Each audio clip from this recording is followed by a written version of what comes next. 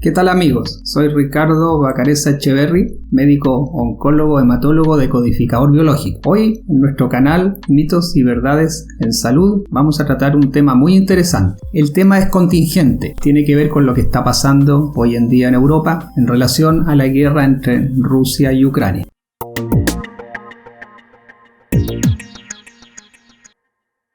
¿Qué es lo que vamos a ver en este contexto? Es analizar, según la decodificación biológica, qué cánceres son los que más probablemente van a aparecer o van a aumentar su incidencia en relación al conflicto bélico.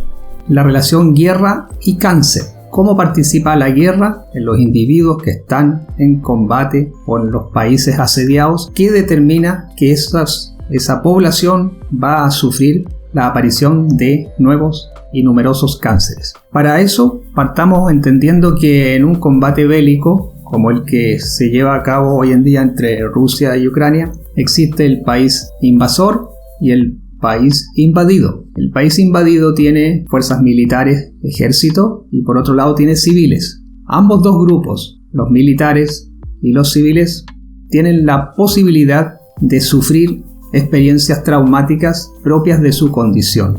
Vamos viendo qué pasa con los civiles. Los civiles, hoy en día, la información es clara y muestra que la gran parte de la población está expuesta a lo que se llama el miedo a morir. El miedo a morir por los bombardeos, por los misiles, por las balas, por los tanques, es prácticamente epidémico en la población civil. Por otro lado, en la población militar que va al combate, evidentemente también tenemos el conflicto de miedo a morir, quizás más que los civiles, porque ellos están en primeras líneas de combate y es obvio que diariamente hay bajas que hacen que las personas que combaten en primera línea estén permanentemente con el conflicto de miedo a morir. Por lo tanto, el miedo a morir en una guerra es absolutamente evidente tanto en la población civil como en las fuerzas armadas que combaten. Los civiles, hay dos tipos de civiles: los que se quedan en las ciudades, que siguen sufriendo el miedo a morir, y los que logran huir y acceder a la posibilidad de irse a países limítrofes. Ahí evidentemente que el miedo a morir desaparece. Pero hay otro conflicto aparte del miedo a morir, que es el miedo a quedarse sin alimentos, el no poder alimentarse la madre y los hijos, lo cual ha sido muy evidente según vemos en las noticias. Por lo tanto, tenemos dos conflictos: miedo a morir, que involucra a las fuerzas armadas, los militares, y a los civiles que se quedan, y un segundo conflicto que es el miedo a morir de inanición, a la carencia,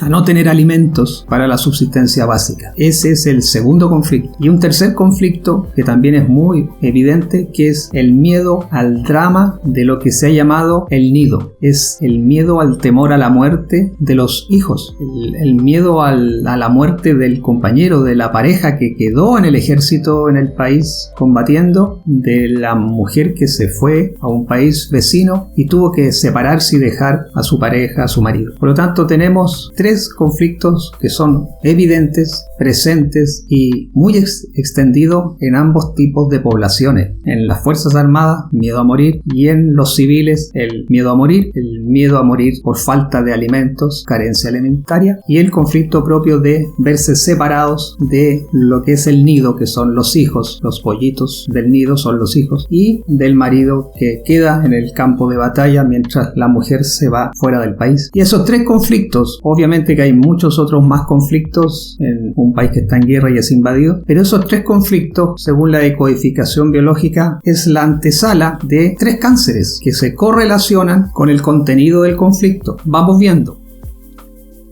El primero, el cáncer de pulmón. El cáncer de pulmón es el cáncer característico que se genera en los alvéolos pulmonares mientras yo estoy sufriendo un conflicto de miedo a la muerte. O sea, yo empiezo a sufrir el conflicto de miedo a la muerte y empieza mi pulmón a pensar que como yo creo que me voy a morir y lo sufro diariamente, pienso que yo seré la siguiente víctima en la guerra. He visto morir a mis compañeros, a mis vecinos. Yo creo que el siguiente puedo ser yo. Y el cerebro, en su función inconsciente, decodifica como el miedo a la muerte como que es que me falta oxígeno, porque oxígeno es sinónimo de vida y la ausencia de oxígeno es sinónimo de muerte para la biología del del ser humano. Por lo tanto, mi cerebro, una vez que detecta que yo empiezo a sufrir el conflicto de miedo a la muerte, va a empezar a generar una reacción pulmonar que día a día, semana tras semana, va a ir generando lo que finalmente se llama un cáncer de pulmón. Y esa persona, si uno le hace una radiografía a los pulmones a la primera semana, no detecta nada. Al mes de sufrir el conflicto, escasamente van a haber algunos micronódulos del tamaño de 2-3 milímetros. Pero ya al tercer mes, si uno hace una radiografía de tórax a los combatientes y a los civiles que permanecen en el territorio, ya van a encontrarse uno o varios nódulos en los pulmones en forma bilateral. Y eso va a ser interpretado como cáncer de pulmón. Y eso es la evidencia biológica de un conflicto psíquico de miedo a la muerte. El proceso es asintomático. El individuo va a ir creando los nódulos pulmonares en ausencia de síntomas. No hay cansancio, no hay tos, no hay flemas con sangre, nada de eso, hasta llegar a un tamaño considerable y que va a durar el crecimiento durante todo el tiempo que dura el conflicto de miedo a la muerte. Por otro lado, el conflicto de miedo a morir de inanición por carencia alimentaria me va a crear otro cáncer. ¿En qué parte? En el órgano que tiene que ver con la acumulación de nutrientes, con la fabricación de sustancias vitamínicas, de proteínas, de hidratos de carbono. Es la despensa del cuerpo. La despensa del cuerpo es el hígado. Por lo tanto, de la misma manera que el cáncer de pulmón obedece a un conflicto de miedo a la muerte, el cáncer del hígado obedece a un conflicto de carencia alimentaria, miedo a morir por falta de alimentos. Y eso se va a ir evidenciando con la aparición, ¿cierto?, de nódulos en el hígado, múltiples nódulos en el hígado. Y eso va a ir creciendo en paralelo, acompañando el conflicto activo de miedo a morir por carencia alimentaria. O sea, al igual que el cáncer a pulmón, los primeros semanas los nódulos son pequeñitos, 3-4 meses ya son de un tamaño mayor y probablemente 6, 8, 10 meses, si el conflicto se mantiene, los nódulos ya alcanzan tamaños considerables y logran aparecer en los exámenes. En tercer lugar, el otro conflicto, el conflicto de peligro y o drama de los integrantes de mi nido. Los integrantes de mi nido, para una mujer que se va del país arrancando del miedo a la muerte y deja a su hijo en el campo de batalla, esa mujer va a presentar como consecuencia del temor por su hijo, si es mayor de 18 años y ella es diestra, va a presentar un cáncer al pecho, a la mama derecha. Si a su vez, siendo diestra, el temor es a perder o ha perdido hijos menores de 18 años, el tumor o cáncer mamario va a ser en la mama izquierda. Mama izquierda, mujer diestra, hijos menores de 18 años, mama derecha, mujer diestra, hijos, pareja, padre, hermanos mayores de 18 años. O sea, el compañero está a la derecha y el nido está a la izquierda. En la zurda es al revés. Por lo tanto, esas experiencias se están viviendo día a día. La mujer que deja a su hijo en las milicias, la mujer que perdió un hijo pequeño en una ciudad bombardeada, la mujer que no tiene ninguna posibilidad de conseguir alimentos para alimentar a sus hijos y ella misma, y el permanente miedo a la muerte, a morir en un bombardeo, en una balacera, en fin. Por lo tanto, es importante esto, porque estos tres cánceres que van a aumentar la incidencia y la prevalencia en el país invadido, muy probablemente, son asintomáticos gran parte de la evolución. No aparecen los síntomas hasta muy avanzada el crecimiento de los tumores. Y lo que es peor, si el conflicto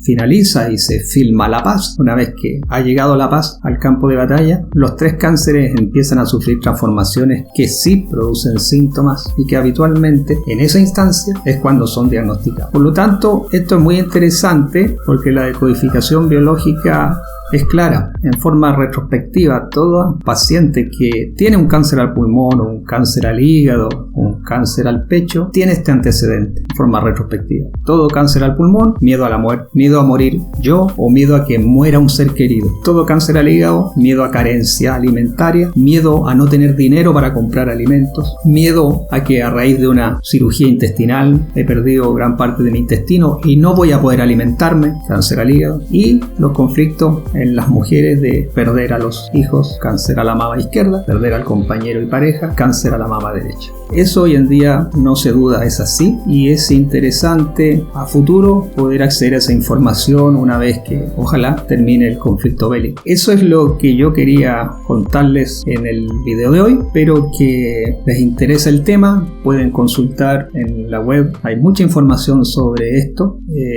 y a futuro probablemente veamos qué enfermedades no oncológicas también aumentan cuando hay países que están en guerra y poblaciones que sufren la guerra. Eso es todo por hoy, amigos. Nos vemos en una próxima oportunidad.